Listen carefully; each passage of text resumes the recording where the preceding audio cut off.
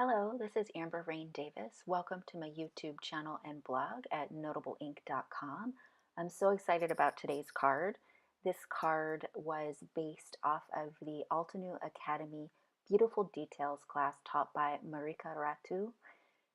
She is incredibly inspiring. The whole theme of her class was to add something of yourself to your card by adding details. So instead of using all of the layers of a stamp or only using the stamps, also adding your own touch to the details, whether that is with colored pencils or with ink or whatever it may be, adding your own touch to the card. I was excited about this class because I knew I wanted to use the Altenew Golden Flowers stamp set for this. I, in addition to being a card maker, am also a certified Zentangle teacher, and this is the perfect opportunity to be able to join both of my passions into one card. So I hope you enjoyed today's card. Today we'll be using Altenew's Golden Feather stamp set and Altenew's Simple Flower stamp and die bundle for our sentiment. Let's go ahead and get started with the card. I'm just prepping the surface with a powder bag, and I am stamping the first two feather images with Versamark ink. This is a clear sticky ink to use for embossing. I've coated that with Ranger Superfine Gold embossing powder, just using the paintbrush there in order to get off a few stray particles of embossing powder, and then I'd heat that with my heat tool. One of the best ways I've found to get clear and smooth embossed images is to make sure that your Versamark pad is nice and juicy. So that is one of the ink pads that I have that I re-ink often. I think it's well worth getting the re-inker for that. I get much better results when I re-ink that often, and I just add a little extra ink to the top and I use it right away. I don't need to let it wait to soak in. And then just make sure you use your powder bag. So here is the completed pattern. What we're going to do today is do some tangling. Zentangle is a method of drawing where you repeat patterns. It's meant to be a meditative type of drawing, and it's relaxing because you're repeating the same pattern over and over. The end result can look quite intricate and complicated, but the strokes that you use to achieve the overall pattern are very simple. Generally, a tangle pattern will have maybe 1 to 3 strokes at most. This pattern that I'm doing here for the spine on the first feather is called tipple, and what it is just repeating orbs. They don't usually call the circles circles because circles implies that it's a perfect shape. Part of Zentangle and one of the principles of Zentangle is that there are no mistakes in Zentangle. We don't use erasers in this method of drawing. It just is what it is, and you just kind of embrace any kind of what you may think is an error as an opportunity. So there's no erasers. Now what I'm doing is a pattern called Vertigo, and so they're almost like pine needles. Another effect that I'm using with this pattern is called Halaba. Halaba is the last name of Molly Halaba and her husband. Molly Halaba is the daughter of Maria Thomas. Maria Thomas and Rick Roberts are the founders of the Zentangle method. What Halaba means is to draw behind.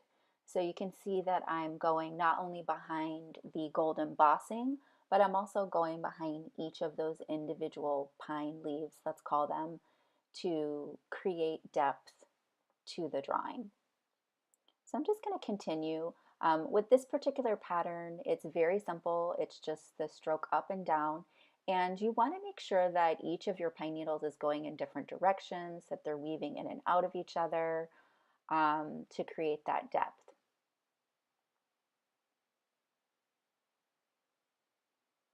So you can see this is a fairly simple pattern. Most of them are.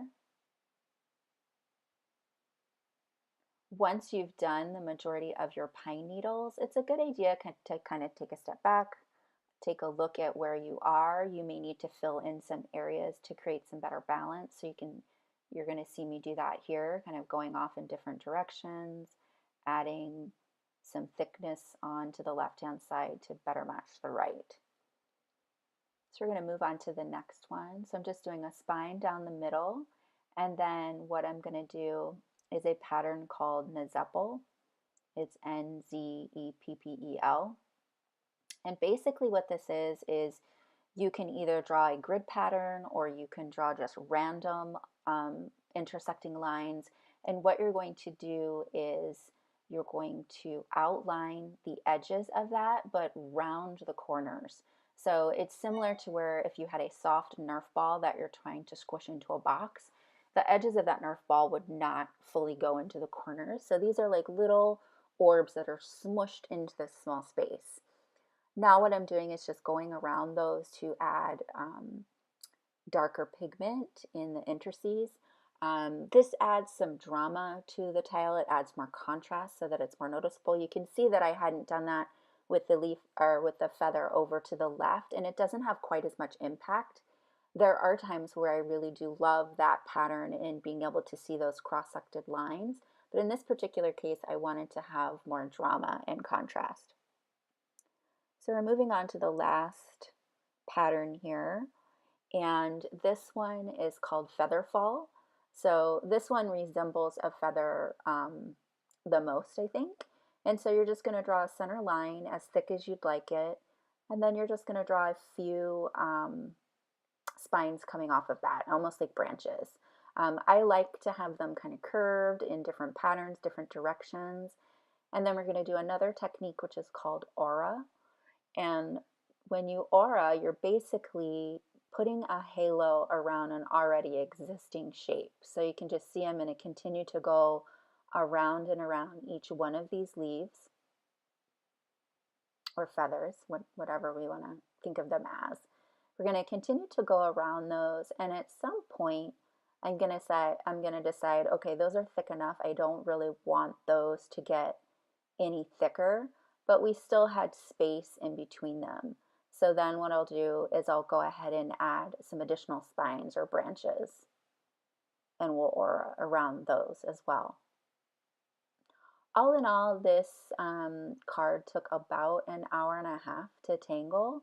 But again, because you can see that they are just repeating patterns, it's really relaxing. I find it to be just a wonderful thing to do, particularly if you're stressed out, if you just want to relax. It just helps to free your mind, and it just puts you in a great mindset. So we're going to add some thickness to some of these leaves, and you can see that I kind of like to curve them out or bend the tips of them and get them going in different directions. I think that adds more character to the feather and just adds more visual interest when they're going in different directions. So now what we're going to do is take the tip of the dark branch and bring it all the way out to the end. We're going to do that on each one of those.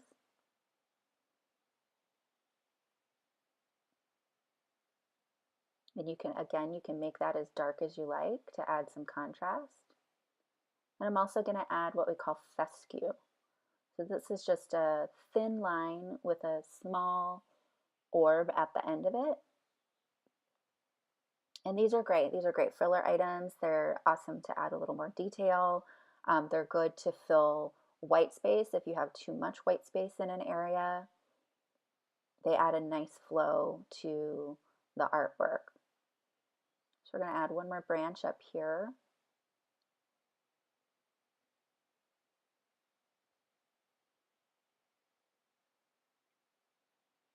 And add some additional fescue.